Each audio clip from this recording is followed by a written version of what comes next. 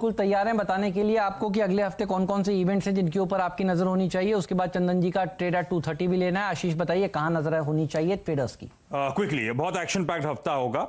एक यानी कि कल सैटरडे के दिन अनलॉक 3.0 की शुरुआत होगी, तो नाइट लॉकडाउन वगैरह खत्म होंगे। बजाज फाइनेंस में शिफ्ट होगा, नॉन एग्जीक्यूटिव चेयरमैन के तौर पे संजीव बजाज नजर आएंगे आपको राहुल बजाज की जगह। जुलाई ऑटो बिक्री के आंकड़े कल से आना शुरू होंगे, वीकेंड पे आएंगे। मंडे को ये ऑटो सेक्टर फोकस पे रहेगा। अच्छा, कल बकरीद भी है, तो ढेरों बधाइयां सबको। मंडे को रक्षाबंधन के चलते फेस्टिविटी चलते बाजार बंद नहीं है, ये बोलना चाहता था, छुट्टी नहीं है, ध्यान रखिए। मंडे को हम लोग रिज्यूम करेंगे ट्रेड। ट्यूसडे को आरबीआई की 3 दिनों की मॉनेटरी पॉलिसी कमेटी की बैठक की शुरुआत। वेडनेसडे को ये अनलॉक 3.0 का असली इंपैक्ट नजर आएगा, क्योंकि आपके आसपास के ज्यादातर जगहों पे मॉल्स खुल रहे होंगे, जिम्स खुल रहे होंगे, योगा इंस्टीट्यूट खुल रहे होंगे। साथ साथ इस दिन 5 अगस्त वेडनेसडे को प्रधानमंत्री मोदी जी राम टेम्पल अयोध्या में फाउंडेशन स्टोन लेइंग सेरेमनी के लिए जा रहे हैं, भूमि पूजन के लिए जा रहे हैं, रडार पे रखिएगा।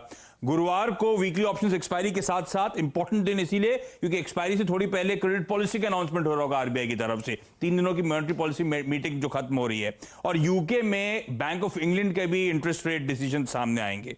7 अगस्त कारोबारी हफ्ते का आखिरी दिन, फ्राइडे, सिप्ला और एमएनएम के नंबर्स का इंतजार रहेगा। ठीक बात है, तो इन सब के ऊपर फोकस होगा। ये सारे इवेंट्स इंपॉर्टेंट होंगे, और जैसा कि हम लोग आपको सुबह से कह रहे हैं, सबसे इंपॉर्टेंट इवेंट होगा आरबीआई की तरफ से पॉलिसी उनकी, और पॉलिसी में रेट कट की एक्सपेक्टेशंस देखिए मार्केट लगाकर बैठा है। 25 बेसिस का रेट कट तो बाजार ने पचा भी लिया है, इससे ज्यादा आता है तो और ज्यादा अच्छी बात होगी। लेकिन चलिए, 2:30 का समय होता है ट्रेड का, और ट्रेड का चंदन तापड़िया जी का ट्रेड इस समय लेना है। चंदन जी बताइए, 2:30 बजे का ट्रेड कौन सा होगा आपका? 2:30 बजे का ट्रेड मेरा फार्मापेक से रहेगा, और काउंटर का नाम है सिप्ला, जो हमने सुबह भी 10 के दमदार ट्रेड में दिया। शानदार कॉल सर। आपसे काउंटर में 17% ओपन इंटरेस्ट एडिशन के साथ में 5% की रैली आज हुई, और वीकली बेसिस में 8.5% बना है। स्टॉक अपने 5 साल के हाई के ब्रेकआउट को निकालने के लिए तैयार हो रहा है।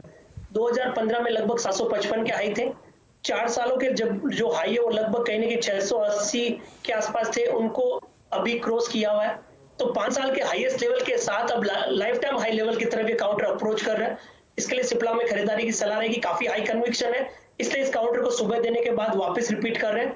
तो 705 के स्टॉप लॉस से खरीदारी की सलाह रहेगी। 750 755 के टारगेट यहाँ पे हासिल हो जाएंगे। ओके, तो सिप्ला, चंदन ने अपने ग्राफ देखे 10:10 की कॉल को 10:10 पर उन्होंने यही कॉल दी थी, और इसी पे अपना मैंडेट अभी भी कायम रखा है। दैट मीन्स वो अभी भी यहाँ से सब्सटेंशियल मूव देखते हैं। करीब करीब 755 का 710 का स्टॉप लॉस लगाना है। डायरेक्टर साहब प्लीज वो 720 की कॉल लिखे आइए। आज सुबह हमने जो वो डिस्कस की थी, करीब करीब उसका प्रीमियम मेरे ख्याल से 19 रुपए था। वो एग्जैक्टली क्या कर रही है उस पर भी एक बार बात कर लेते हैं। मीनवाइल अगर आप देखें फार्मा का जो मूव है वो और बढ़ता हुआ, और आप एक और कैश का स्टॉक देखिए सिंजन, ये डे हाई पर 490 के स्तर पे क्या मूव आया पिछले 10 मिनटों में, 480 से लेकर 490 की ट्रैजेक्टरी में। पिरामल एंटरप्राइजेस पर राजेश ने अभी कॉल दी थी, वहां से 13 रुपए भाग गया। अब ये आ चुकी है 39 पे, 28 पे या फिर 19 पे हमने ली थी मेरे ख्याल से, और अब ये 38 पे आ चुकी है। राजेश जरा प्लीज एक बार सिंजन पे अपना राय दीजिएगा। डे हाई पर 484 का ब्रेकआउट देखे, और I think it's an all time high for सिंजन। आपकी राय राजेश प्लीज। वीरेंद्र, यहाँ पे देखिए 480 का आपने बिल्कुल सही कहा, यहाँ पे फ्रेश ब्रेकआउट मिला है। प्रोबेबली आप देखोगे क्योंकि ये अनचार्टेड टेरिटरी में है, अगर मैं गलत नहीं हूँ तो yes it is in uncharted territory, blue sky zone में है, तो ऊपर के टारगेट थोड़ा प्रोजेक्ट करना डिफिकल्ट है, लेकिन 500-510 का एक कंजर्वेटिव टारगेट लेके काम करना चाहिए। 490 करंट प्राइस है, तो आपका स्टॉप लॉस रहेगा 485। और देखिए एक खबर आ रही है आपके स्क्रीन पर, रीस्ट्रक्चरिंग पर हमारा फोकस है। ये एफएम की तरफ से बयान आ रहे हैं। देखिए ये सारे बयान बहुत पॉजिटिव हैं। रीस्ट्रक्चरिंग पर वो फोकस है, उन्होंने पहले भी इस तरह के बयान दिए हैं, और ये आरबीआई की पॉलिसी से पहले के फिर से देखिए बयान आ रहे हैं। आरबीआई से एक बार आते हैं, फिर से पढ़ता हूँ। एफएम निर्मला सीतारमण का बयान ना, कि रिस्ट्रक्चरिंग पर उनका फोकस है। हॉस्पिटैलिटी सेक्टर में लोन रिकास्ट की जरूरत, तो देखिए अब खबर ये चल रही है कि धीरे धीरे करके सेक्टर स्पेसिफिक रिस्ट्रक्चरिंग के लिए सरकार आगे बात कर रही है, तो ये बहुत ही बढ़िया बात है। ये बात बैंकों के लिए भी बढ़िया है, ये बात हॉस्पिटैलिटी सेक्टर के लिए भी बढ़िया है। ध्यान रखिएगा। दिखाइए डॉक्टर साहब एक बार हॉस्पिटैलिटी सेक्टर के शेयर, ये फिक्की में बयान इस समय दे रही हैं निर्मला सीतारमण जी, और मैं देख रहा हूं फिक्की ने इनको ट्वीट भी किया हुआ है।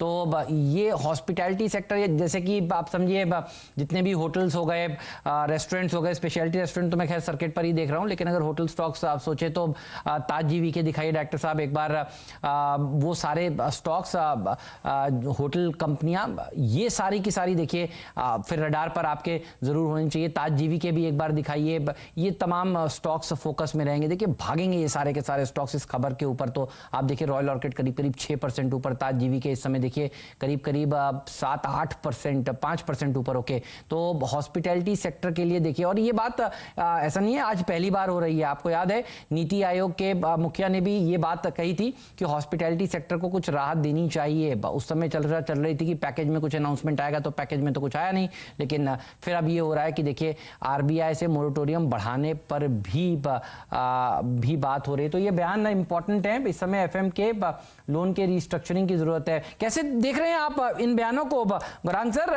हॉस्पिटैलिटी सेक्टर की बात हो रही है और मोरेटोरियम और रिस्ट्रक्चरिंग की बात कर रही है निर्मला सीतारमण जी इस समय फिक्की में।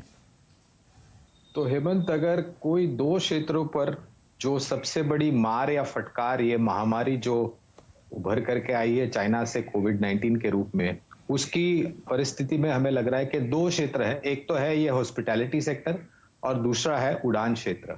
तो अब आप देखिए, क्योंकि जो ऑक्यूपेंसी रेट है, जो रियलाइजेशंस पर रूम होता है, वो ऐसे वातावरण में बिल्कुल ठप होता जाता है। और खास करके जब आपने प्रतिबंध लगाए हो कि ऑक्यूपेंसी या फिर जो गेस्ट आ रहे हैं होटल में, वो एक पर्टिकुलर प्रतिशत से ऊपर नहीं होने चाहिए। इनका खर्चा भी बढ़ जाता है हाइजीन को लेकर के, साफ सुथरा सुविधाओं को लेकर के। तो आई थिंक मुझे लग रहा है कि ये एक अच्छी बात है, और शायद बहुत जल्द उड़ान क्षेत्र के लिए भी मेरे ख्याल से सरकार के तरफ से आपको कुछ कदम उठाते हुए दिखने चाहिए। देखिए ये स्टॉक भी बढ़ रहा है, हॉस्पिटैलिटी सेक्टर के साथ ही जुड़ा हुआ है। रिस्ट्रक्चरिंग पर हमारा फोकस है, तो ये रिस्ट्रक्चरिंग के ऊपर भी देखिए बात कर रही हैं। और बैंकों की वन टाइम रिस्ट्रक्चरिंग की बात हम 2 दिन से देखिए इस चैनल पर कर रहे हैं, और देखना होगा आरबीआई से क्या बात होती है। लेकिन देखिए ये वो इस समय फिक्की मेंबर्स के साथ ऑनलाइन चर्चा हो रही है। फिक्की के सब लोग मौजूद हैं और सरकार कह रही है जी हाँ हम बात कर रहे हैं। और कुछ दिनों पहले भी सरकार की तरफ से ये स्टेटमेंट आया था कि सरकार आगे इंडस्ट्री की सुनने के लिए तैयार है, और आगे भी ये होप हो रही है कि ये कोविड की महामारी जैसे ही खत्म होगी एक नया पैकेज भी आ सकता है। तो ये सारे बयान बहुत ही पॉजिटिव हैं देखिए, और इसीलिए मैं शुरुआत में भी कह रहा था शॉर्ट नहीं करना चाहिए। यू नेवर नो, सरकार की तरफ से कोई बहुत बड़ी खबर आ जाए आगे आने वाले दिनों में, और ये बयान तो बहुत पॉजिटिव ही हैं। तो वो ये भी कह रहे हैं कि finance ministry is actively engaged with RBI on restructuring. तो ये बयान सबसे इंपॉर्टेंट। देखिए अगर one time restructuring you never know, इस हफ्ते अगले हफ्ते आरबीआई अप्रूव कर देता है, चाहे वो कुछ सेक्टर्स के लिए ही करे, ये सेंटीमेंट के लिहाज से बहुत बढ़िया खबर मानी जाएगी। चलिए ये तो बात हुई इन तमाम स्टॉक्स की। ताज जीवी के या कोई और रॉयल ऑर्किड, सतपुते साहब कोई स्टॉक जिसमें और तेजी बन सकती हो? देखिए बात करते करते भाग रहे हैं। हेमंत, रॉयल ऑर्किड मुझे लगता है अभी के अभी वाला बाय है। 62.50 पे बाय करे। स्टॉप लॉस रहेगा 61 का, छोटा स्टॉप लॉस है, ट्रेड बैठ रहा है यहाँ पे, और टारगेट रहेगा 68 का पहला, 68 निकलने के बाद 72। और ताज जीवी के जो हमने एक पहले भी दिया था और अपने लेवल पे चिपक के बैठा है 140, 142, इसके नीचे जगह नहीं है। ऊपर में मेरे हिसाब से अगर आप ट्रेड लेते हो तो पहला पड़ाव रहेगा 155 का, और पोजिशनली मुझे लगता है ये 170 तक का यहाँ पे पुल बैक मिलना चाहिए, probably over a period of time. लेकिन 155 ये इसका एक ट्रेडिंग टारगेट लेना चाहिए। तो रॉयल ऑर्किड, ताज जीवी के सब आपकी स्क्रीन पर आप देखें अच्छा मूव करते हुए। हेमंत, ये दीपक फर्टिलाइजर एक दिन हमने टीम में शामिल किया था। आई थिंक इस स्टॉक पे मेरी निगाहें जा रही हैं। अभी मेरे को एक अलर्ट आया कि ये डे हाई की ट्रैजेक्टरी पे है 160-55। राजेश जरा देखिएगा, मैं इनफैक्ट इसको इसलिए ले रहा हूं क्योंकि अभी ये डे हाई की ट्रैजेक्टरी पे है दीपक फर्टिलाइजर 160-95।